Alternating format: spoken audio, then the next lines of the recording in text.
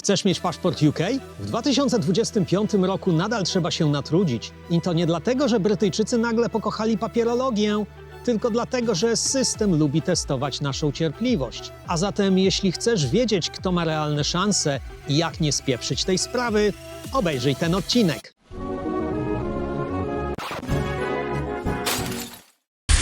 Czego się możesz spodziewać? Na pewno nie będę Ci czytał przepisów, a zamiast tego opowiem Ci, jak to wyglądało u mnie oraz u osób, które znam, łącznie z błędami, absencjami, a także z momentem, przez który przypadkowo przedłużyłem sobie cały ten proces o ładnych parę lat.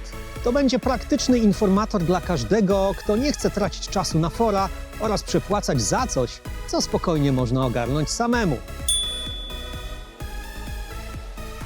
Wielka Brytania AD 2025 to kraj pełen sprzeczności, bo na początku roku premier Keir Starmer zapowiadał sprowadzenie pracowników z Unii Europejskiej i nie tylko, twierdząc, że brytyjska gospodarka potrzebuje rąk do pracy. Mało tego, on zapowiadał budowanie całych miast dla nowo przybyłych. No brzmi dosłownie jak zaproszenie na festiwal. A już raptem parę miesięcy później niejaki Nigel Farage znowu wrócił do TV i przypomniał wszystkim, że w Wielkiej Brytanii to właśnie imigracja jest problemem. Czyli mamy klasyczny brytyjski kabaret w dwóch aktach.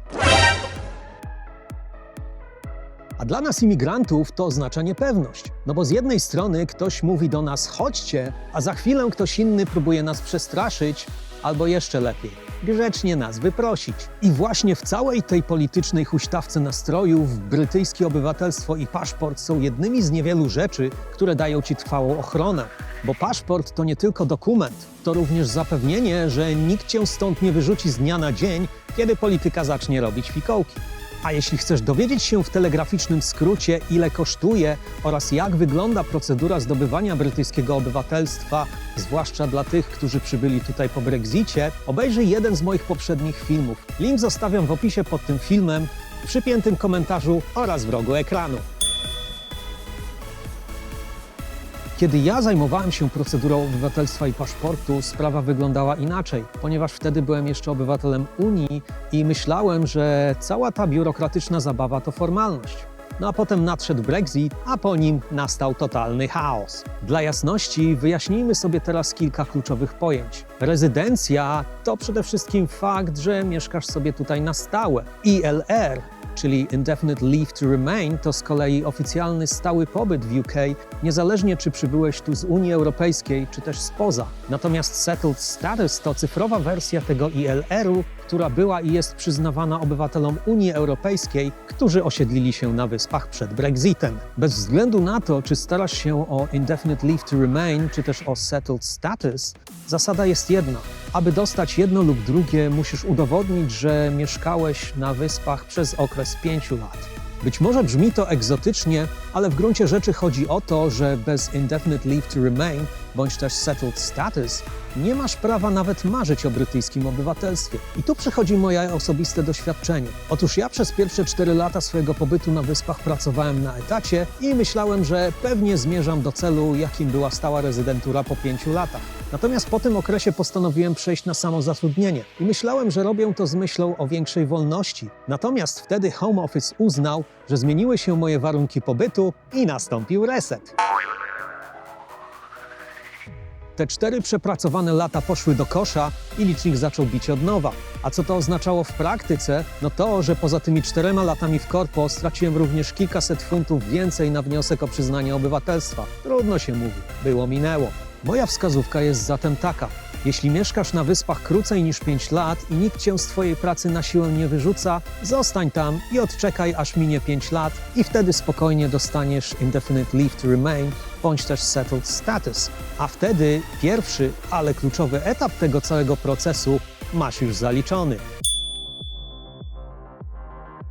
Zanim przejdziemy dalej, krótka autopromocja. Jeśli jesteś zainteresowany podjęciem legalnej pracy w UK po Brexicie, niedawno nagrałem całą serię pod tytułem Praca w UK 2025. Link do playlisty znajdziesz w opisie pod filmem, w przypiętym komentarzu oraz w rogu ekranu. A jeśli uważasz ten odcinek za dobry, fajny i wartościowy, koniecznie zostaw swój ślad w postaci komentarza, daj łapę w górę, a także kliknij w suba oraz w dzwoneczek, aby nie przegapić moich nowych produkcji. Ciebie to nic nie kosztuje, a dla mnie to ogromna pomoc w rozwoju mojego kanału. Z góry wielkie dzięki, a my lecimy dalej. Aby móc ubiegać się o brytyjskie obywatelstwo i paszport, musisz tu przemieszkać 5 lat, aby dostać stałą rezydenturę, czyli Indefinite Leave to Remain bądź też Settled Status. A potem jeszcze odczekać rok i wtedy możesz składać papiery. Wyjątkiem jest sytuacja, kiedy jesteś małżonkiem bądź partnerem obywatela UK. W tej sytuacji wystarczą Ci 3 lata do otrzymania stałej rezydentury, a potem już możesz składać papiery bez potrzeby kiblowania przez jeszcze 1 rok. Ale ważną rolę w tym całym procesie odgrywają też dni absencji w UK podczas Twojego oficjalnego pobytu tutaj. Limit to 450 dni w 5-letnim okresie oraz 90 dni w kolejnych 12 miesiącach. W przypadku związku małżeńskiego lub partnerskiego limit ten wynosi 270 dni w 3-letnim okresie. I niby wszystko brzmi klarownie, ale schody zaczynają się wtedy, kiedy Ty zaczynasz liczyć te wszystkie swoje zagraniczne wojaże do Unii Europejskiej bądź też poza nią. Nie ma to znaczenia. I akurat w tym aspekcie nie dałem plamy, gdyż wszystkie swoje podróże zagraniczne miałem porządnie udokumentowane w kalendarzu i jak przyszło co do czego, nie musiałem nagle gorączkowo szukać po starych mailach, kartach pokładowych, czy też Bóg wie gdzie. I to naprawdę pomaga, ponieważ Home Office tak czy owak ma swoje systemy emigracyjne i rejestry graniczne. Oni wiedzą dokładnie, kiedy Twój paszport przejechał przez czytnik. Moja wskazówka jest prosta. Nie kombinuj z datami. Oczywiście dołóż wszelkich starań, żeby znaleźć wszystkie, ale jeśli czegoś nie pamiętasz, to najbezpieczniej jest po prostu powiedzieć, że nie pamiętasz, bądź podać przybliżone daty. Nie ma sensu zmyślać i to w sytuacji, kiedy w grę wchodzi prawie 2000 funtów za wniosek o obywatelstwo. Co ciekawe, Twój dzień wylotu oraz dzień powrotu nie liczą się jako absencja. Przykładowo ja kiedyś poleciałem do Berlina w poniedziałek rano, a wróciłem we wtorek wieczorem przed północą. Dla Home Office'u ten wyjazd nie znaczył absolutnie nic i nie musiałem nawet go wpisywać w papiery. Ale jeśli przykładowo wylatujesz z UK w poniedziałek rano i wracasz w niedzielę wieczorem, to wtedy de facto liczy Ci się tylko 5 dni absencji. Wszystko dlatego, że Twój dzień wylotu, czyli poniedziałek, oraz dzień powrotu, czyli niedziela, nie są traktowane jak absencja w świetle brytyjskiego prawa. Szczerze mówiąc, to przez cały ten proces czułem pewnego rodzaju presję, ale nie paraliżującą panikę, nie przesadzajmy. To był raczej taki duży dreszcz emocji, gdyż dobrze zdawałem sobie sprawę, że każdy mój najmniejszy nawet błąd może kosztować mnie czas i pieniądze. Moja wskazówka dla Ciebie jest zatem taka. Zbieraj wszelkie, absolutnie wszelkie dokumenty, jakie możesz tylko zbierać, czyli payslipy, P60, umowy o pracę, umowy o najem, potwierdzenia przelewów, karty pokładowe, rezerwacje, bądź każdy, absolutnie każdy świstek papieru, na którym jasno, czarno na białym jest napisane, kiedy przyjechałeś do UK, jak długo tutaj mieszkasz oraz czym się zajmujesz zarobkowo. W moim przypadku efekt był taki, że Home Office w ogóle mnie nie prosił o wyjaśnianie czegokolwiek, ale miej na uwadze, że Home Office może Cię w każdej chwili poprosić o wyjaśnienie dosłownie czegokolwiek, bądź też właśnie dosłanie brakującej dokumentacji. Moja druga wskazówka to coś, o czym już mówiłem wcześniej, czyli w trakcie Twojego 5-letniego okresu oczekiwania na stały pobyt w UK nie zmieniaj swojego statusu, na przykład z pracy na etacie na samozatrudnienie lub też odwrotnie, a jeszcze lepiej trzymaj się jednego pracodawcy. Wtedy zarówno Ty, jak i Home Office macie wielki problem z głowy. Po trzecie, jeśli to możliwe, nie odkładaj całego procesu na ostatnią chwilę, bo jeśli to odkładasz na jutro, to jutro polityka może się zmienić, opłaty mogą wzrosnąć, a Ty koniec końców pozostaniesz z niedokończonym procesem i stresem.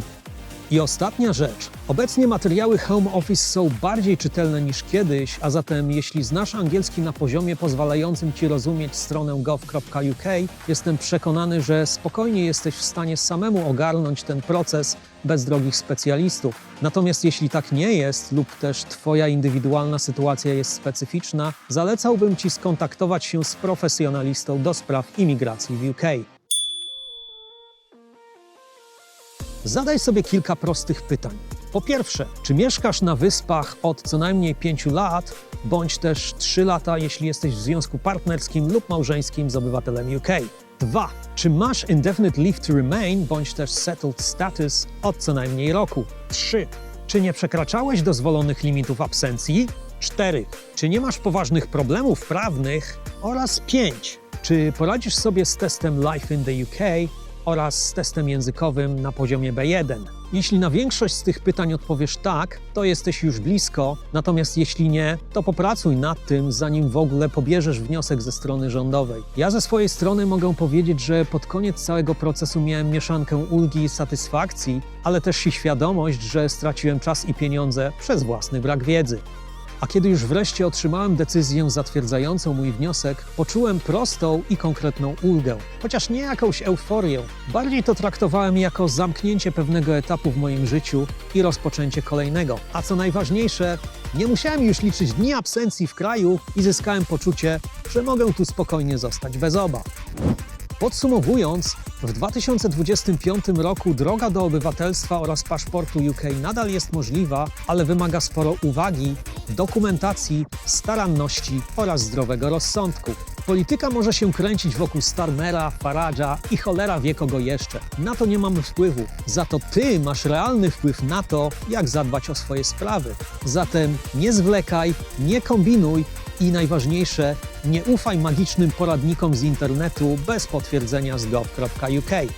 A przy okazji napisz mi koniecznie w komentarzach, co sam sądzisz o całym tym procesie. Czy jesteś jeszcze przed, a może już po, a może masz coś jeszcze ciekawego do powiedzenia? Koniecznie napisz, chętnie przeczytam i odpowiem. W następnym odcinku opowiem Ci, jak przejść przez egzamin Life in the UK krok po kroku oraz podpowiem Ci, jak to zrobić, nie tracąc czasu i energii na zbędne rzeczy. Link do tego filmu pojawi się wkrótce w lewym górnym rogu ekranu. Ewentualnie, jeśli chcesz od razu obejrzeć całą playlistę pod tytułem Paszport UK 2025, kliknij w ikonkę w prawym górnym rogu. I tradycyjnie, jeśli uważasz dzisiejszy odcinek za fajny, dobry, wartościowy i pomocny, koniecznie daj łapę w górę, a także kliknij w suba oraz w dzwoneczek, aby być na bieżąco z moim kanałem. A tak w ogóle wielkie dzięki za oglądanie do końca. Pozdrawiam serdecznie i do zobaczenia wkrótce. Ci!